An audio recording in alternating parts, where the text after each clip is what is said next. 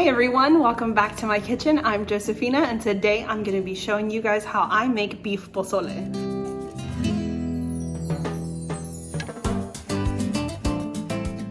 Growing up, I always ate pozole with either chicken or pork in it, but because my husband is sensitive to pork and I've not really ever been a big fan of chicken pozole, I started making ours with beef. There are areas in Mexico where beef is common in pozole, but where my family's from, it's not. So it did throw off some of my family when I introduced them to my version of the pozole. Still, it's amazing. It's so rich. The flavor is so deep, and it's something that I hope you guys try out.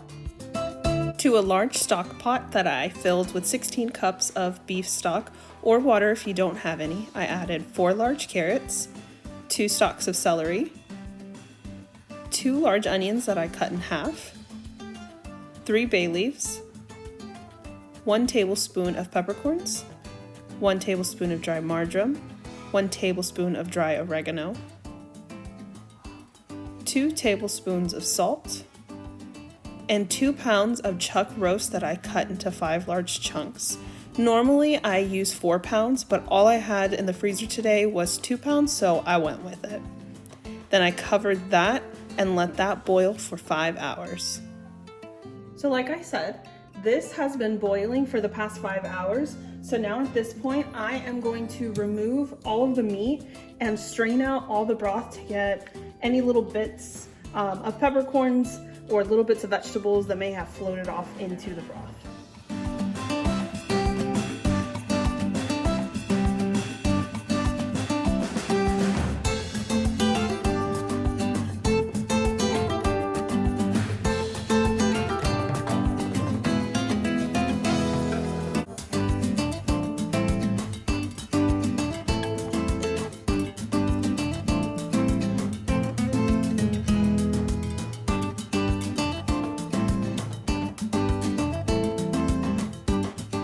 Now that I have this broth nicely strained out, I'm gonna move on to making the chili puree that's going to go in here to turn it red and give it this deep, rich flavor. While I have my comal heating up, I am going to take 1 Chile Nuevo Mexico, 2 Chile Negro, and 3 Chile Guajillo, and remove their stems and all of the seeds that are inside. De-seeding these is really simple. All you have to do is peel away the top and then just run your finger right down the side and it just tears really easily. And then for the most part, the seeds will just kind of pour out and you can scrape away the rest. It's also okay to remove the ribbing. You won't need that either.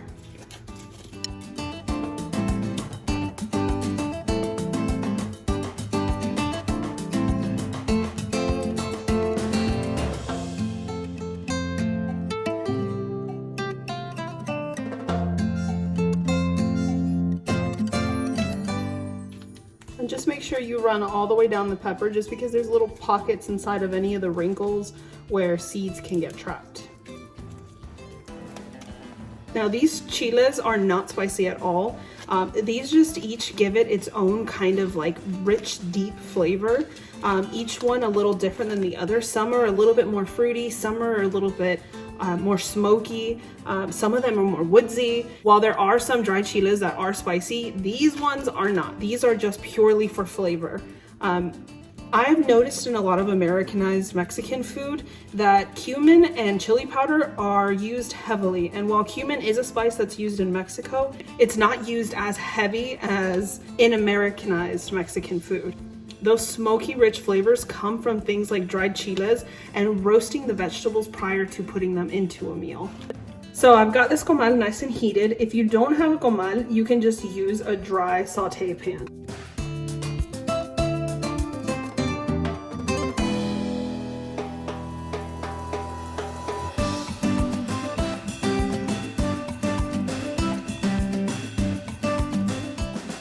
This is not something you want to walk away from. These will toast up really quickly, and once they burn, they have a bitter taste that you won't like.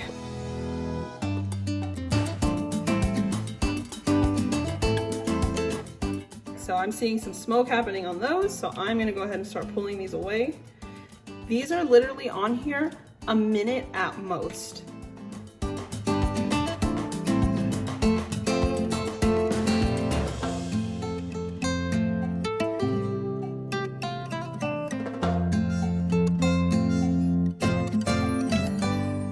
Toasting them before boiling them just brings out that smoky, rich flavor that it has even further and makes this taste so much more delicious. But if you don't want to do this step, you can skip it and you can just go straight to boiling it.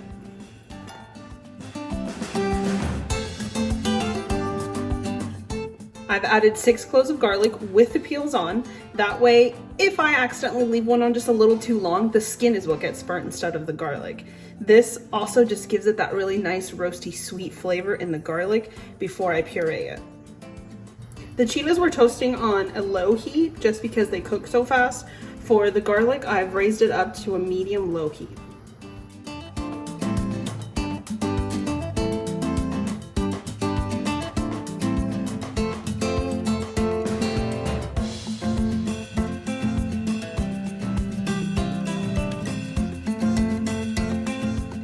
Now I'm going to remove those and set them aside to cool down before I peel them.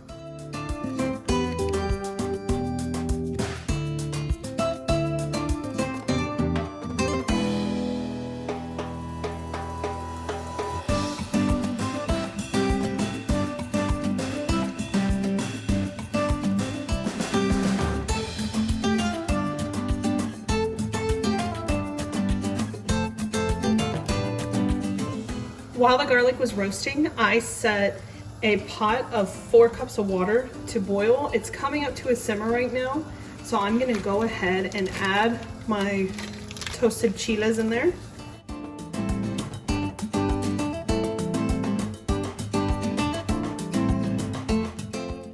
I'm gonna let those boil just to rehydrate them and get them nice and soft so that it purees a lot easier.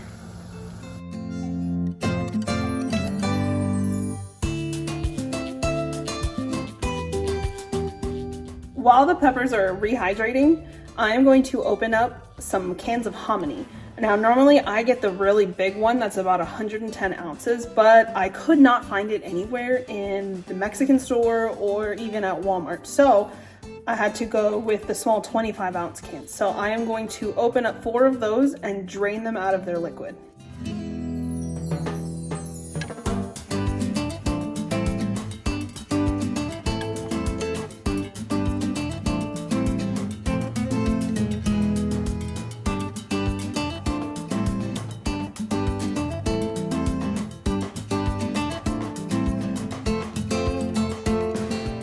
I went ahead and gave those a little rinse.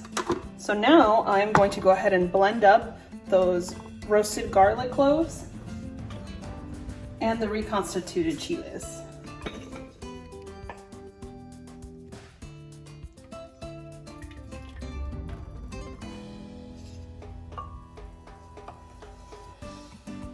A different kind of spoon would have been better to not make a mess, but since I'm the one cleaning it, that's okay.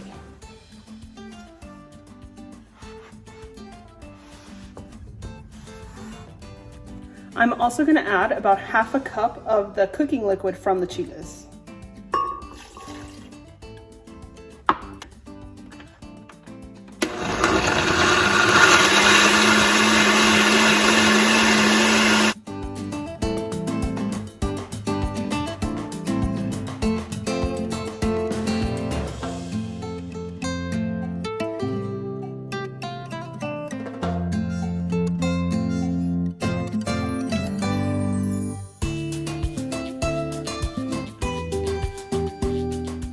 Now it's nice and pureed. And we are going to add all of this into the stock pot.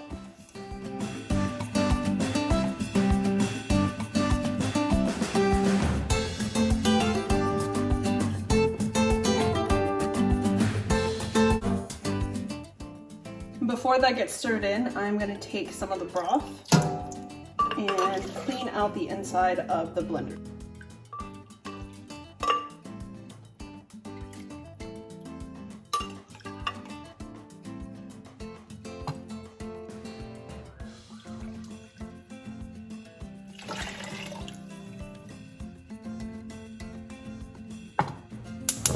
turn the heat back on and give it a stir.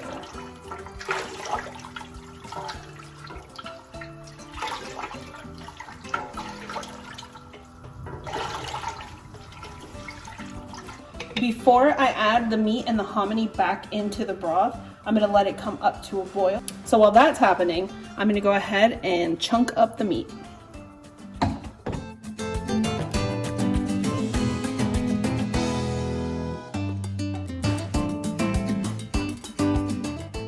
Normally I would use about 4 pounds of chuck roast, but I only had 2 pounds in the freezer, so that's what I'm gonna use today.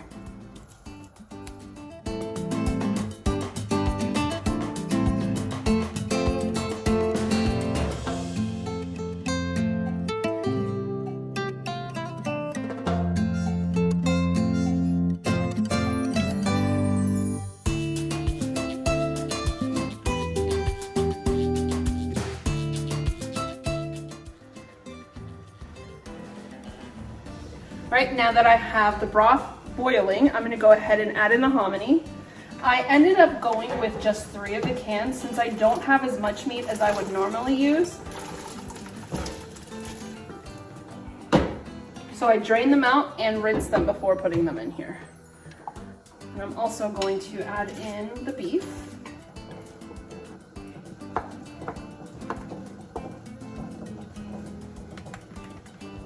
And give that a good stir.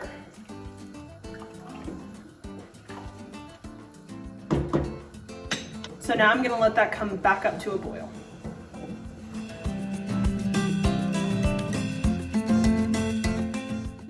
Unfortunately, I didn't hit record, but I sliced up 4 radishes and 1 lime, and before cutting the lime into small wedges, I made sure to roll it to get the juices in it flowing. That way when you go to squeeze it over the soup, it's not a struggle to get the juices out. Next, I'm going to small dice half of an onion.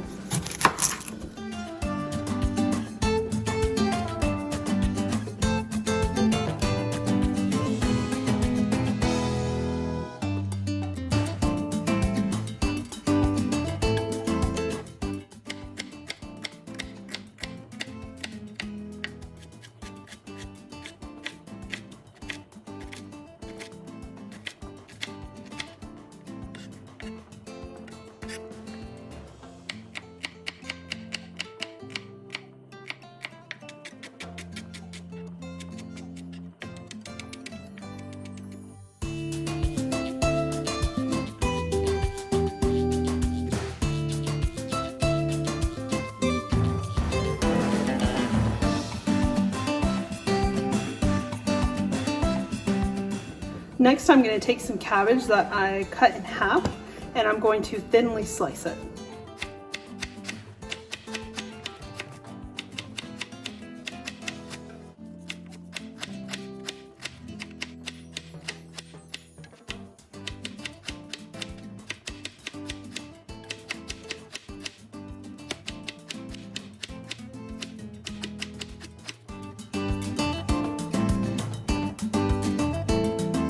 Now that the pozole is ready, I'm gonna go ahead and add all my toppings. So first, I'm gonna add in cabbage. You can add as much or as little as you want, but this is not intended to just be a small little garnish. And I'm gonna sprinkle in some of the small diced onion, some cilantro. I absolutely love cilantro, so I like to add a lot into mine. Some radishes on the side.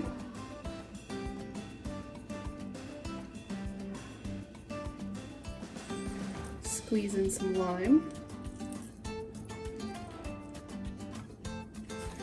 And then I like to take a little bit of dry oregano, rub it into the palm of my hand as I sprinkle it in.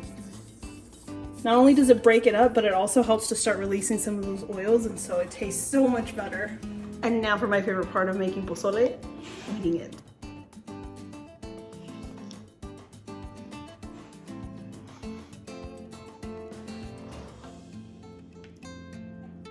Oh my god. This is comfort food to the max for me. It's like a perfect bowl of fall.